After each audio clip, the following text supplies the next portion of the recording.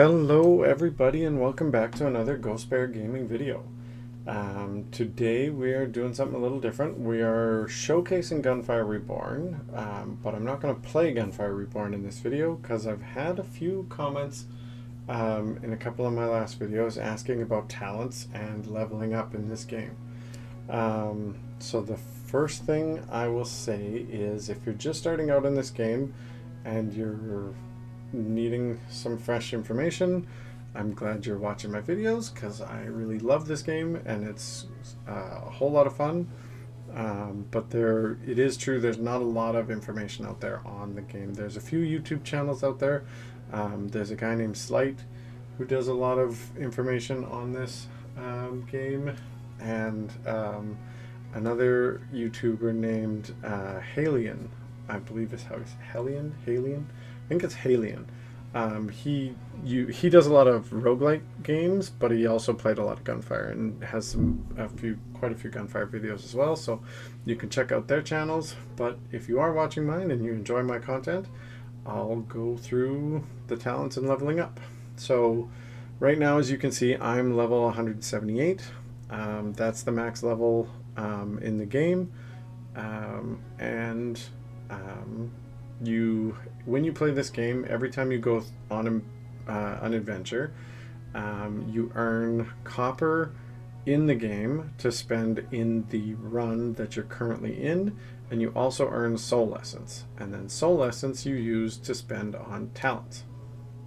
So when you're brand new to the game, you're first starting out, you have access to the cat, who's also called the Crown Prince. And you have no talents in this talent tree unlocked whatsoever. And the more soul essence you get, I have 15,000 of it built up. But the more the more times you play, the more enemies you kill, the more soul essence you get, which you can then spend on talents. The best way to get more soul essence is to go further in runs and do harder runs. So you get more soul essence from doing an elite difficulty run than you do from a normal, and you get more from a nightmare than you do from an elite. However, if you can't survive very long in elite, it's sometimes more beneficial to do a normal until you get to the point where it's really easy for you and you can start going further in elite. And same with nightmare.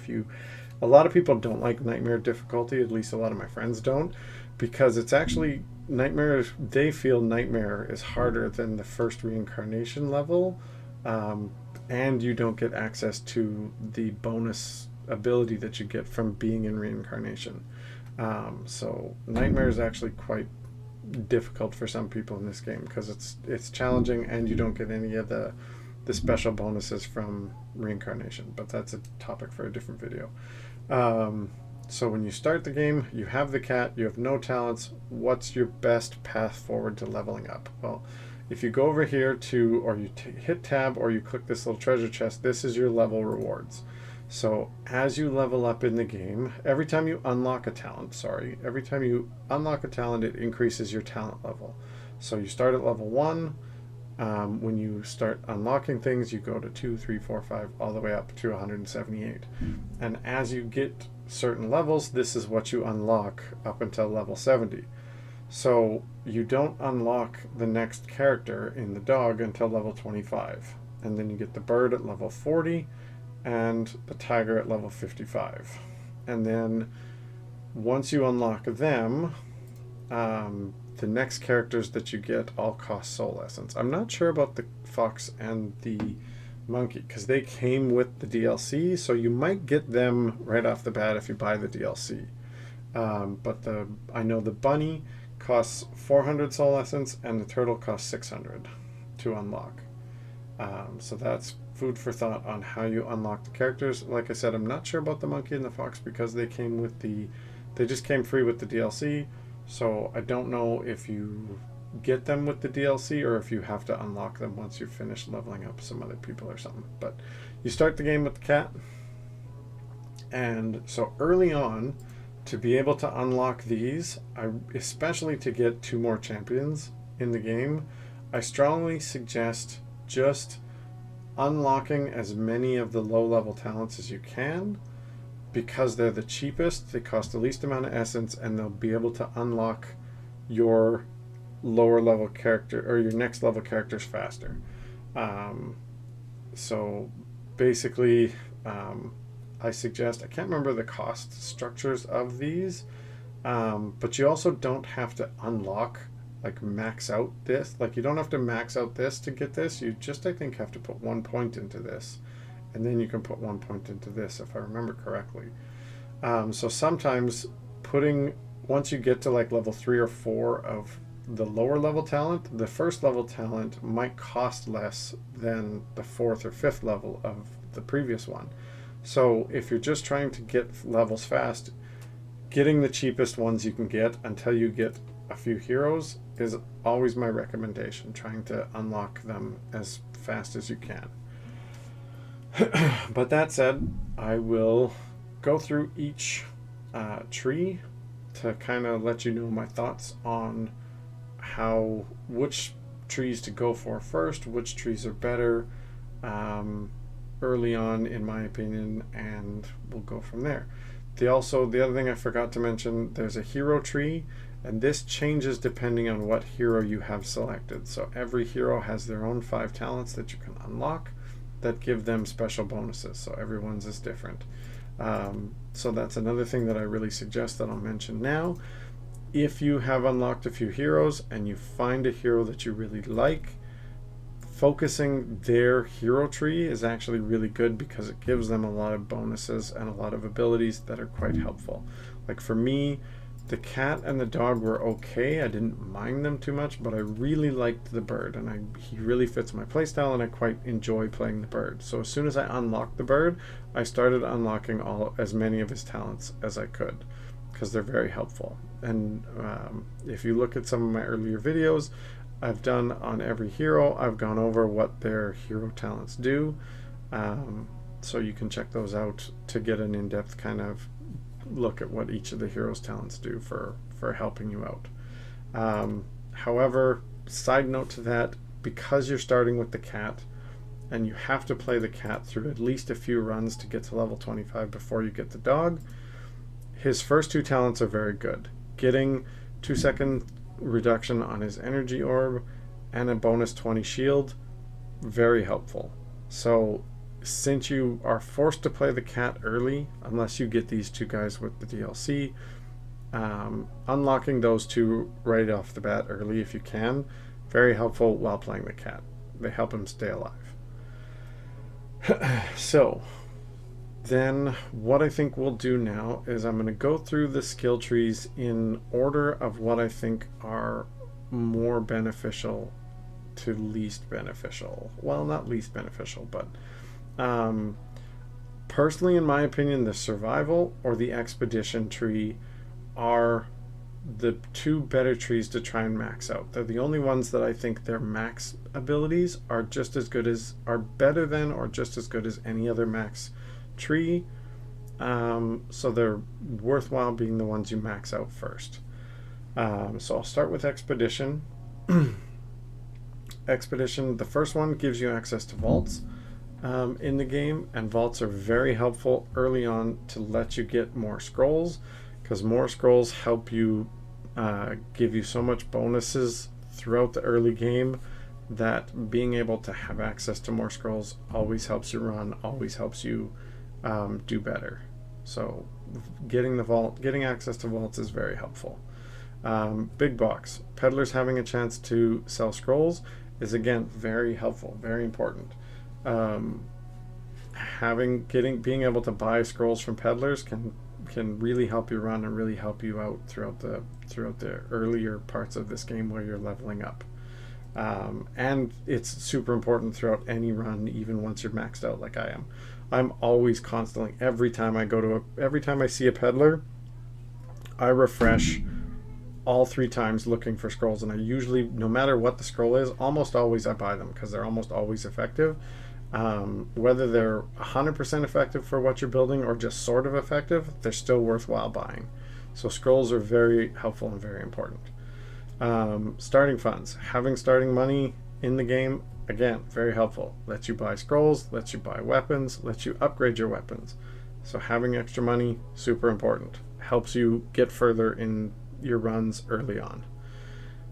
Getting more money for killing bad guys, always helpful. Never a bad thing. Can't say anything wrong with this talent. Worthwhile all the way to the top. Haggle, reducing prices for peddler items, always helpful. Never a bad choice. You're always going to use this. You're always going to be buying things from the peddler. Getting them cheaper helps every run. Treasures, increasing the item slots that a peddler has, always helpful. Super important. Great talent, worthwhile for sure. Bounty Hunter, getting extra copper for crit hits, always helpful, never a bad thing. The more money you have, the more powerful your weapons can get, the more scrolls you can buy, all that kind of stuff. Very helpful. Golden Touch, being able to recycle your weapons and scrolls, or your weapons first off, and then weapons and scrolls at level 2.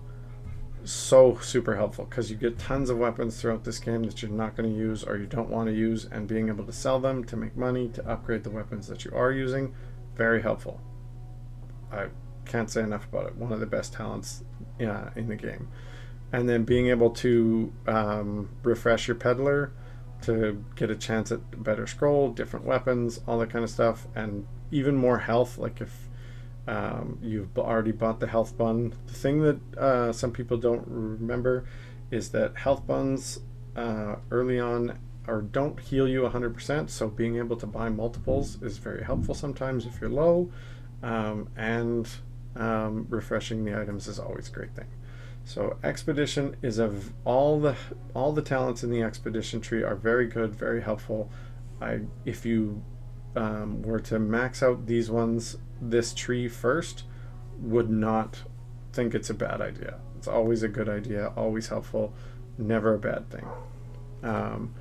Then battle, the early parts of battle are very good and very helpful, but the later ones aren't as impactful early on. My dog is barking in the background. So extra weapon damage, always helpful, always a good thing. While you're trying to level up early, get 5 out of 5 of this, very helpful.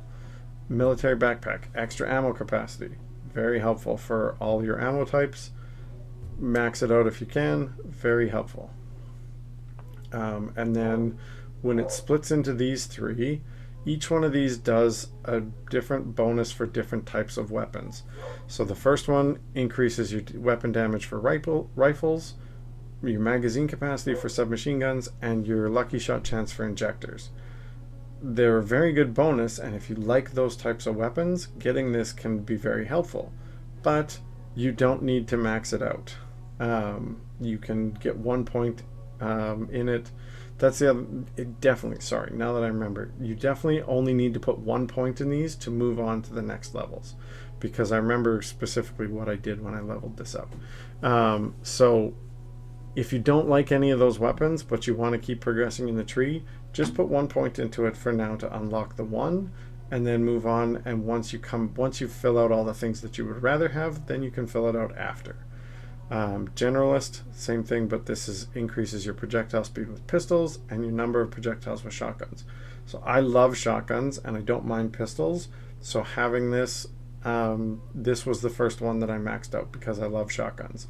So I maxed this one out, but I didn't really use this one all that much because I didn't mind the submachine guns and the rifles. I still don't really like injectors, but it is what it is. But the submachine guns I've started to like. And the rifles in this game aren't that great. Yeah, I really like Generalist. I maxed it out because I like shotguns. But again, if you don't like shotguns or you don't like pistols, you don't need to put 5 points into this. Just put 1 into it and keep progressing in the tree if you want to. And then Breacher gives you reduced load time for for launchers, improved crit X with your sniper rifles, and increased weapon movement speed with melee weapons. So if you like any of those style of weapons, getting this is great. If not, put 1 point into it and move on to get some of the other buffs.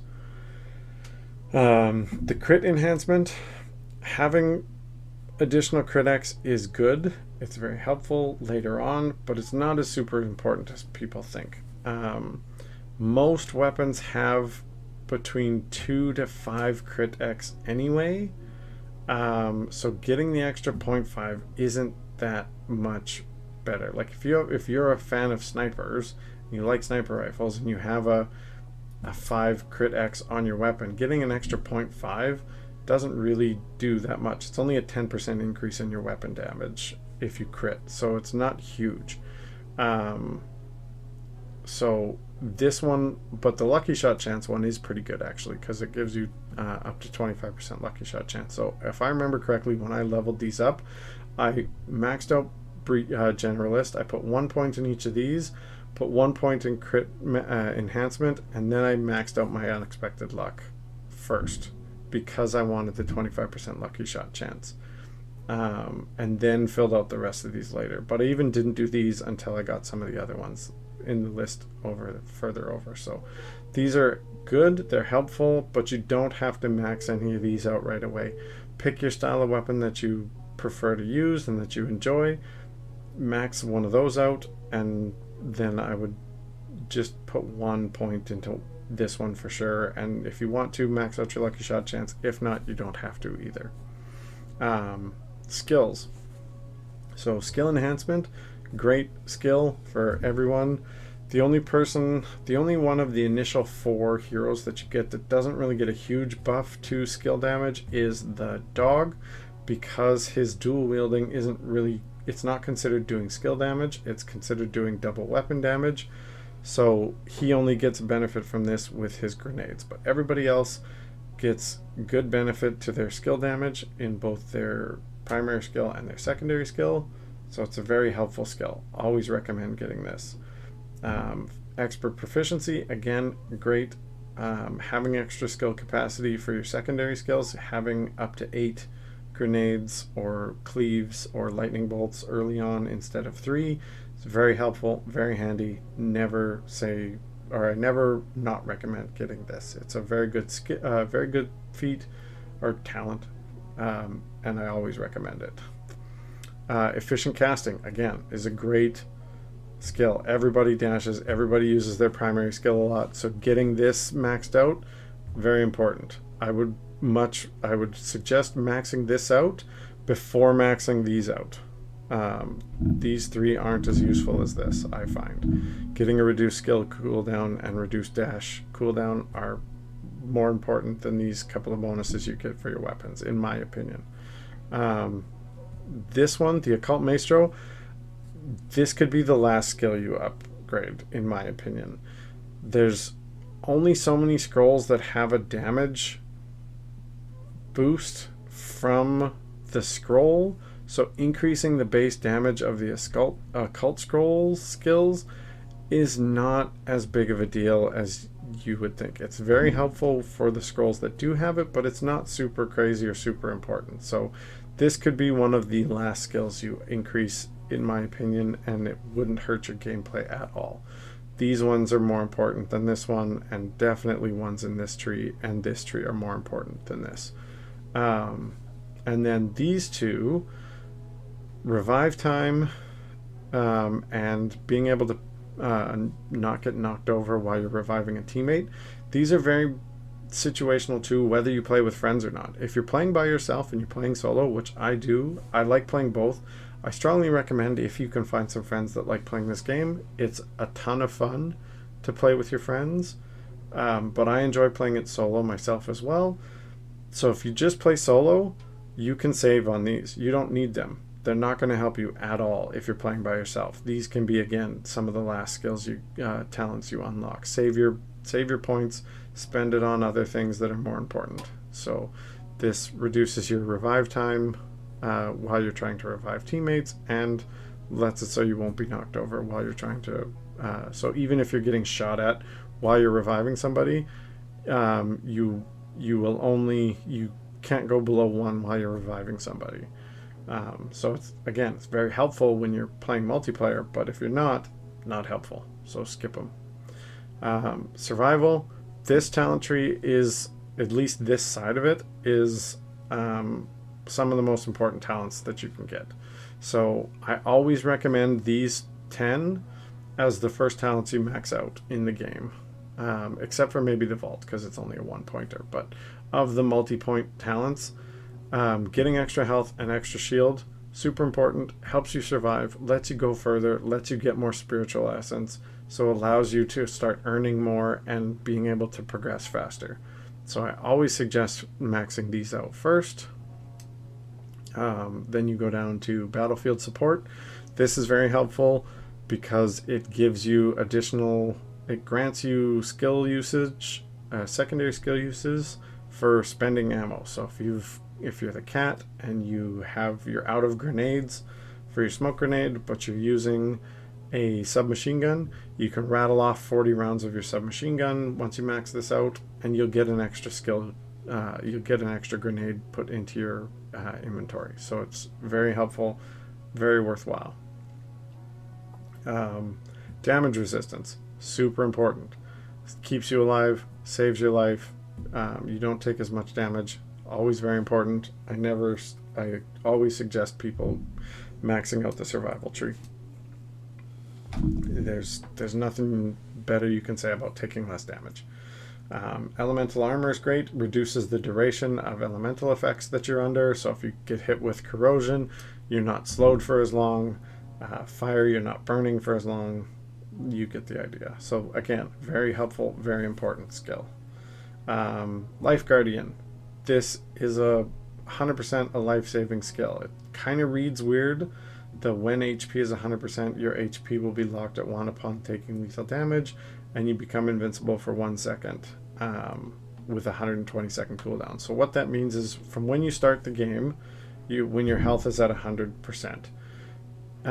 Throughout the game, no matter if anytime you take damage, it's fine. You're not going to lose the buff until you get to the point where you take lethal damage. When you take lethal damage, your health will be locked at 1. You'll be invincible for 1 second. If you can find cover and recover your shield, you won't die. And then what happens is you have to recover all of your health back to 100% and wait at least 120 seconds from when you became invincible for you to regain that buff again. So once you're fully healed and it's been 2 minutes, you can take lethal damage again and have the ability happen again. And then with each subsequent level, you don't have to get full health. You need to get to 90 and then 80%, and the invincibility lasts a little bit longer. So it's a life-saving skill, great talent. I really strongly suggest you trying to get this as soon as you can. It's so helpful. Will keep you alive more often than not. And then Energy Protocol is great. Reduces the carryover damage from when you take damage. So say you're playing the cat and you've got 30 shield left and you take 60 damage. If you have this maxed out, you would take 75% less damage that would be in excess over your shield or armor. So you have 30 shield, you take 60 damage. Normally you would take 30 health damage, but with this you would only take 7.5 health damage than the 30. So it's really helpful. Can keep you alive, reduces how much damage you take. So these ones are very important. These ones again are specific to whether you are playing with friends. Just like these two, if you're not playing with friends, skip them. You don't need to worry about them. But this increases the amount of time it takes for you to actually die from when you're knocked down, for somebody to be able to revive you. So it's helpful if you're playing with friends. This one removes some stacks you get of an ability or a debuff that you get when you have been revived that make you a little weaker. So they're better. It's helpful again if you're playing multiplayer, but not so much if you're not. And then this, when you get picked up, you'll have some health and some shield recovered rather than being at 1 and 1. So it helps you get right back into the fight if you get brought back from being knocked down. So again, if you play multiplayer, helpful. If you play solo, skip them, get them later. And then the weapon tree ones are the ones that I think the early talents aren't as useful, but the later ones are great. So once you get situated in some of these that you're doing well, finishing out the weapon tree is not a bad thing either. Like the Arsenal Raider, getting an extra weapon dropped early on, not that crucial, not that helpful. You can't sell them early on. So if you get one that you're not using or you don't want to use, it doesn't help you that much. So it's not a super important talent. Getting exclusive inscriptions, again, they're helpful. They're great late game or later into your leveling. But early on, when you're just trying to survive and trying to be able to do harder content, the orange inscriptions aren't that much better than the blues, that it's super important to get this. But it is handy later. And then again, also the arm support, that's that treasure chest at the beginning of the run that you can open up, and there's 3 random weapons in it. You have to unlock this talent to be able to access that. It's not super important. You can skip it if you don't want to. You usually get a weapon later on in the game. Starting off with the foundry isn't terrible, but this is just a helpful one. Getting 1 point into it is fine, but I wouldn't max it out if you don't need to. Extra chance for buns to drop from large monsters, again, is helpful, but it's not super crazy important. You can skip this if you want to. You don't really need it. And then having buns recover your shield or armor. The only one this is really helpful with is the bird with his armor, because it can help you recover armor. Everybody's shield just recovers on their own after a few seconds anyway, so getting a bun that helps recover shield isn't super important because it's going to come back anyway. It's helpful for the bird and his armor, but even then it's not super important. So you can kind of skip. Getting 1 point in this and skipping these for later is perfectly fine. Gemini inscriptions are handy and great, but until you can etch them and reforge them, which you get later on, they're not super crazy important either. So you don't need to focus on this right away. You can spend points on other stuff and get this later. Once it's one of the cheaper ones that you can get, it's worthwhile. Like basically how I did my talents anyway, was I picked this up once it became the cheapest talent of the ones that I wanted. I bought it because it was cheaper than anything else that I wanted, because it's a good talent. But if you have other things, I would buy all the other things that cost the same amount as it and get it last. Same with the exclusive inscriptions. Getting 1 point in this is enough to just get you a chance. You don't need to max it out right away. It can help out, but it's not crazy important. But these ones are fantastic. So getting an extra enhancement doesn't seem like a lot, but it can really help out by the end of a run. So having that extra total enchantments on your weapons is great. And then being able to etch your weapons so that you can get a Gemini or get another inscription from the craftsman is also very helpful as well. So these talents are really good, but the earlier ones in it are not as much. Like you can get in this talent tree, I would get this 1 point in this right off the bat, 1 point in this, skip these 2, get this as soon as it's your cheapest one, get 1 point in this, and then finish these 2 out, and then finish out the rest of it once you have all the rest of your stuff that you want.